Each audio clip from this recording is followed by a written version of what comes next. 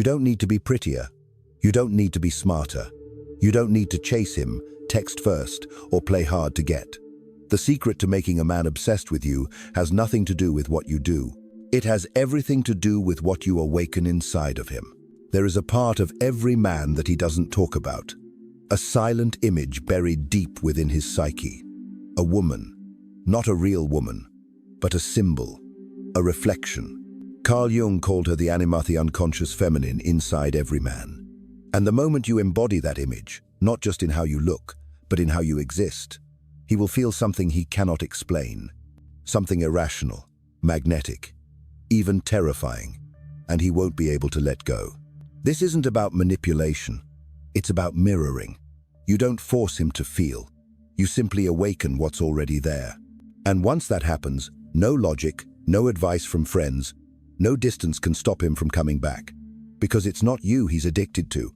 It's the version of himself he sees through you. Think about it. Have you ever had a man who kept coming back, even when you gave him nothing? Even when you stopped talking? Stopped trying? That's not a coincidence. That's the power of the unconscious. That's what Carl Jung meant when he said, until you make the unconscious conscious, it will direct your life, and you will call it fate.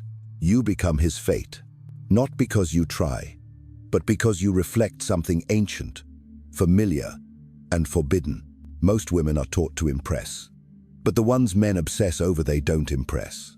They embody, they echo, and that's what you're about to learn. Not how to chase love, but how to become the mirror that love cannot ignore. Stay until the end, because once you understand this, you'll stop chasing anyone. You'll simply choose who you allow to stay. Carl Jung believed that within every man exists an inner feminine image, a presence that shapes how he perceives, desires, and connects with women. This presence is not conscious. It does not operate in words or logic. It lives in dreams, in projections, in longing that even he cannot explain. Jung called it the anima. The anima is not just a psychological theory. It is the hidden lens through which a man sees the world of emotion, vulnerability, and connection. When a woman walks into a room, he doesn't just see her. He feels something familiar, something haunting, something he's spent his life searching for. But it's not her he's looking for. It's her resemblance to that inner image he's never fully met. Most men are not aware of their anima. They don't know why they are drawn to one woman and not another. They say she's beautiful, or smart, or mysterious. But often, what captivates them is deeper than that. It's the unconscious recognition of a symbolic presence. You remind him of something forgotten. You touch the part of him that was never fully allowed to breathe. This is why two women can say the same words, wear the same clothes, act in the same way, and yet only one will haunt his mind. Because only one reflects what lives inside him. It's not about being perfect. It's about being aligned with what his psyche is hungry for. The anima often takes on different forms. For some men, she appears nurturing, soft, ethereal. For others, she is powerful, untamed, a force of chaos and mystery. She can be a lover, a mother, a muse. And every man, depending on his history, wounds, and inner conflicts, seeks a different version of her. But here's the key. You don't need to become someone else to access this. The real power lies in embodying your own depth, in becoming a woman who is in touch with her own emotions, intuition, and complexity. When you live from your own fullness, you begin to radiate the very qualities that speak to a man's unconscious world. It's not about seduction in the way the world teaches it. It's not about tactics or tricks. It's about resonance. A deep, invisible resonance that makes a man feel seen without knowing why. When you are present with your own truth, he feels present with his. When you hold emotional depth, he is invited into his. And that is what makes you unforgettable. Because what a man truly seeks is not a perfect woman. It is integration, a return to something he lost along the way. And when you embody the qualities he's repressed, whether it's softness, wildness, sensuality, or stillness, you trigger a longing that is older than memory. Sometimes this connection happens in seconds. A glance, a silence, a tone of voice, and he feels it. Not in his mind, but in his body. Like a quiet storm rising beneath the surface. He may try to explain it. He may try to run from it. But it lingers. Have you ever had a man who couldn't stop thinking about you, even though nothing physical ever happened? That's not confusion. That's the anima. That's the unconscious reaching toward itself, using you as the mirror. And if you want to be the woman a man can't forget, you don't need to act. You need to align.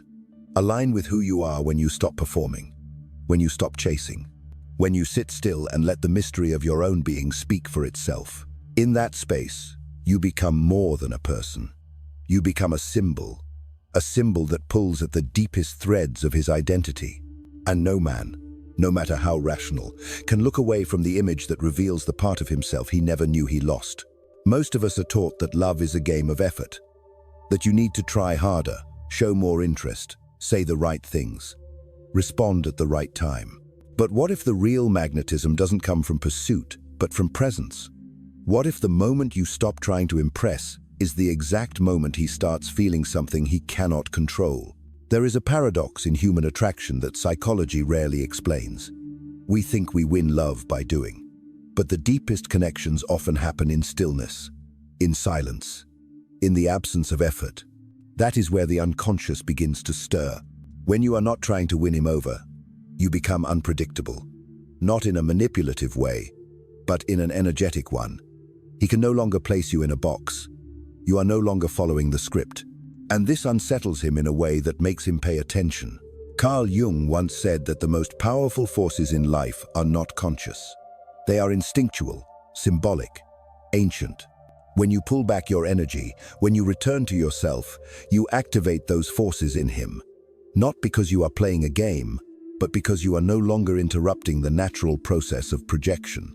A man who is left with space begins to project. He starts to fill in the blanks. He wonders what you are thinking, feeling, wanting. And because his mind cannot grasp the answer, he turns inward. He begins a search within himself, trying to locate the source of this longing. This is where your true power lies. Not in the chase, but in the reflection. You become a question he cannot answer, a mystery he cannot solve. And it is that mystery, not your words, not your looks, not your availability, that begins to possess his thoughts. You are not withholding affection. You are allowing the space for desire to be born. You are not creating distance out of fear. You are embodying your own center, so he has something real to be drawn to. There is a certain calm in a woman who knows herself, who is not afraid to sit in the quiet, who does not panic in the absence of replies, attention, or validation. That calm becomes contagious. It softens his defenses. It awakens something deeper than want. It awakens need. Not the needy kind of need, but the existential kind. The kind that whispers, I don't understand why, but I feel more myself when I'm near her. And he may not even realize it, but he begins to orbit you. His emotions shift without your intervention. His focus narrows. Not because you asked for it, but because you anchored it. This is not magic. It is resonance. It is biology meeting psychology. It is the masculine instinct responding to feminine depth. And depth, true depth, is quiet. It doesn't demand. It doesn't compete. It doesn't entertain. It simply is. When you stop reaching for him, something inside him begins reaching for you. Because you are no longer chasing him from the outside. You are drawing him from the inside. You become the pull, not the push. This is why so many women feel exhausted in love. Because they are doing too much, giving too much, reaching, pleasing, adjusting. But when you shift from doing to being, everything changes. He doesn't feel pursued. He feels provoked in the most primal emotional way. Let him miss you. Let him wonder. Let him sit in his own uncertainty, not as punishment, but as initiation, into himself, into the parts he has ignored, denied, or buried. And in that space, you become more than a person. You become a portal, a mirror, a presence that pulls him into his own truth. So no, you don't need to conquer him. You need to stop conquering yourself. Stop editing who you are to be more palatable, more likable, more chosen. Let yourself be fully expressed, even in stillness. Because when you do, you create the very condition that allows obsession to grow, not from desperation, but from mystery, from energy, from something he feels, not something you say. And once he feels it, he won't forget it, even if he tries. Every man has a shadow, not the kind that follows him in sunlight, but the kind that lives behind his personality. Carl Jung called it the shadow, the parts of ourselves we reject, suppress, or refuse to acknowledge. For men, this often includes emotions, vulnerability, dependence, and longing. Not because they never had these qualities, but because they were told they were dangerous. From a young age, boys are taught to be strong, to control, to dominate. They are conditioned to value logic over emotion, independence over intimacy. So what happens to all the feelings they were told not to feel? They go underground, into the shadow. And that shadow doesn't disappear. It waits. Now here is where it becomes powerful. When a man meets a woman who embodies the very qualities he has repressed in himself, something stirs. He is drawn to her. Not just because of who she is, but because of what she represents. She reflects the parts of him he cannot yet face. And that reflection is magnetic. It is also terrifying. This is why some men run from women they desire the most. Not because they are not interested, but because the connection confronts them with their own unresolved truths. She awakens what they have buried. She reminds them of their need, their softness, their ache. And in a world where they were taught to fear those things, her presence becomes both an invitation and a threat. You might have felt this. A man who comes close, opens up, seems deeply connected, then pulls away without warning. Not because you did anything wrong, but because you touched his shadow. And the deeper he feels, the more dangerous it becomes for his ego to remain intact. When you embody emotional depth, you do not just offer comfort. You offer confrontation. You bring him face to face with the parts of himself that crave love but fear surrender. And the more you hold your ground, the more he feels it. Not as pressure, but as gravity. A pull that he cannot explain. This is why obsession is not always about beauty, or chemistry, or even shared values. Obsession often comes from unconscious tension, the collision between what he wants and what he cannot admit. You become the symbol of that conflict. And the mind, when it cannot resolve a tension, loops around it. Again and again. You might think distance would make him forget. But sometimes, distance amplifies the effect. Because in your absence, he is alone with his shadow, with the desires he cannot name, with the feelings he cannot categorize. You are no longer a person. You are an echo, a trigger, a mirror. And he doesn't just want you. He wants to escape the discomfort you awakened. But every escape route leads back to you, because you didn't create his pain. You revealed it. This is the paradox of deep feminine presence. You don't chase, you don't convince. You exist in truth, and that truth becomes unbearable for the parts of him still hidden. And yet, those same parts are starving for exposure. He is caught between repression and awakening, between running and returning. Jung believed that integration, the process of becoming whole, requires confronting the shadow. And sometimes, love is the catalyst. Not romantic love, but soul recognition. A woman who doesn't rescue him, but reflects him. Not to hurt, but to illuminate. So if a man pulls away from you, don't rush to fix it. Don't shrink or beg or adjust. Understand what's really happening. You didn't lose his interest. You awakened his unconscious. And that is not something he can unfeel.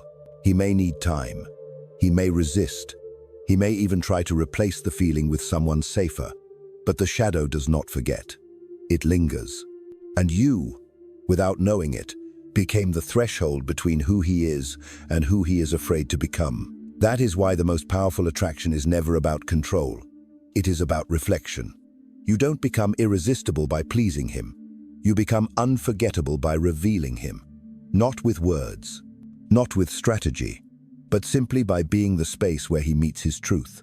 And when a man meets his truth through you, he will never truly leave. Because you are no longer just a woman. You are the mirror his soul has been avoiding. And once he sees it, he cannot unsee it.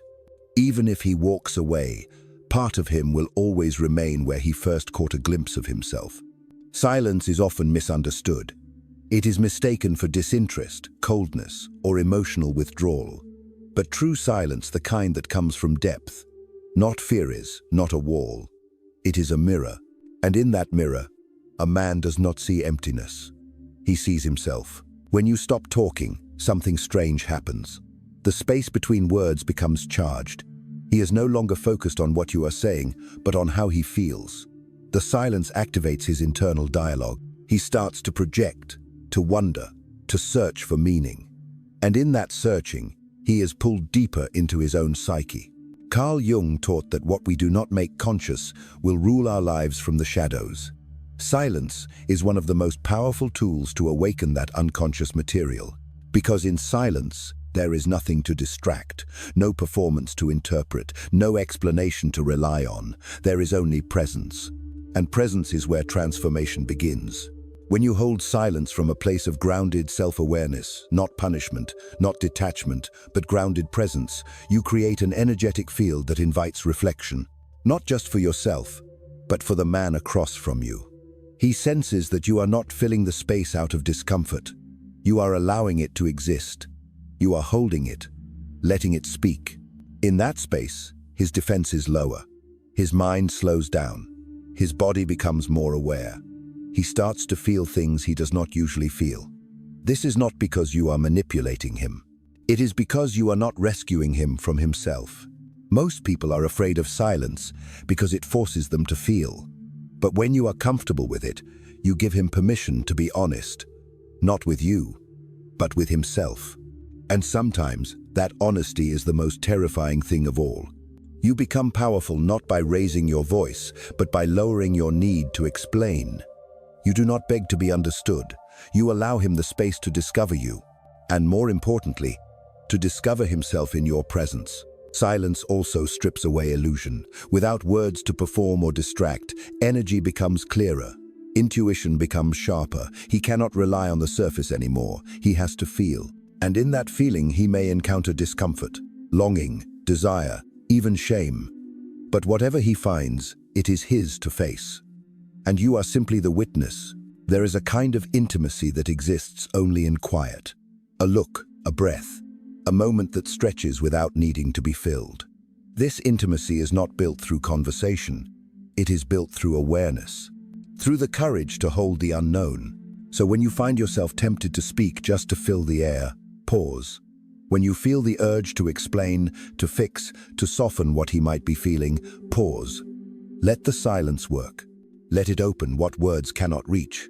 Because your silence, when rooted in love and strength, is not rejection. It is reflection. It is the space where truth rises without force.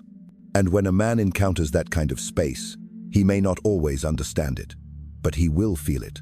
And once he does, he will associate that feeling with you. Not because you tried to prove your worth, but because you trusted it. You didn't speak over the moment. You became the moment. And that is something no one forgets. He met her at a train station. It was raining, not heavily, but just enough to blur the edges of everything. She was standing under the metal awning, alone, holding a worn-out paperback in one hand and a cup of coffee in the other. Their eyes met for less than 5 seconds. She did not smile. She did not look away either. It was a quiet gaze, steady, almost indifferent. And yet, something inside him shifted. He never spoke to her. The train came. She stepped in. He watched the doors close. That was it. No names, no conversation, no reason for memory to cling. And yet, 10 years later, she still lived in his mind. Not her face exactly, but the feeling, the stillness, the weight of her presence. He had dated other women. He had even married once, but nothing erased her. He would walk into crowded rooms, hoping to find a trace of that gaze. He would wake in the middle of the night, remembering the way she held her coffee. It was irrational. He knew it, but it did not matter. What haunted him was not the woman herself, but what she awakened. Her silence mirrored his own. Her calmness touched the storm inside him. She didn't try to impress him. She didn't even notice him. But in that brief moment, she became the reflection of something he had long buried, his own longing for peace, for depth, for presence. She reminded him of his mother in some ways, or maybe not his actual mother, but the emotional outline of one. Safe, still, unreachable. Jung would have called her his Anima, the idealized feminine image rooted in his unconscious. She was not real, but she was true. A symbolic truth that carried more weight than any reality ever could. He searched for her, not just in faces, but in energy. He sought the same silence, the same self-possession in other women, but found only imitation. What made her unforgettable was not her beauty or her style, but her being, her willingness to simply exist without reaching, without explaining. Years passed. He tried to forget, but memory is not always about repetition. Sometimes it is about imprint, and she had left an imprint that time could not erase, an echo that did not fade. People around him would never understand. They thought he was nostalgic, romantic, or delusional, but it was none of that. It was recognition. In her, he saw a part of himself that had no name, and that part still reached for her, even now. He never saw her again, but he no longer needed to, because the real experience had never been about her. It had always been about him, what she triggered, what she mirrored, and what she revealed. Some women enter a man's life like a question, and some leave like an answer he can never stop asking. Have you ever experienced something like that? A moment, a glance, a connection so quiet yet so deep, it stayed with you for years. Not because it made sense, but because it made you feel something you could never quite name. If you have, you are not alone. These moments are rare, but they shape us. They remind us that we are more than logic and timing. We are made of impressions, energy, memory, and longing. Take a moment now. Reflect. Has someone ever seen a part of you were not ready to show? Or have you ever felt drawn to someone without knowing why? If this story touched something inside you, share it. In the comments. In your own way. In your own time. Because when we speak from that honest place, we don't just connect with others, we connect with ourselves. And if someone comes to mind while you are listening to this, someone who might need to hear these words, send it to them. Not to impress, not to fix, but to remind them they are not alone in what they feel. Sometimes, one sentence can open a door someone has kept locked for years. You never truly make someone fall in love with you. You awaken something dormant. You stir a memory that does not belong to the mind but to the soul. And when that memory comes alive, it is no longer about desire. It becomes recognition. A man becomes obsessed, not with your body, your words, or your presence alone. He becomes obsessed with the version of himself that only exists when he is near you. That is the secret. You do not change him, you reveal him. You do not give him something he lacks. You show him what he has hidden. And in doing so, you become unforgettable. Not because you hold on, but because you let go of the need to be chosen. You choose yourself instead. And in that choosing, you mirror what he forgot he was capable of becoming. So remember this. You are not here to perform. You are not here to chase. You are here to become, to embody, to reflect. And when you do, the right people will feel it not as attraction, but as gravity. Not as interest, but as recognition. And if this touched something in you, ask yourself gently, what have you been running from in yourself that someone else keeps trying to show you? Because sometimes, the person you cannot forget is simply the part of you still waiting to be seen.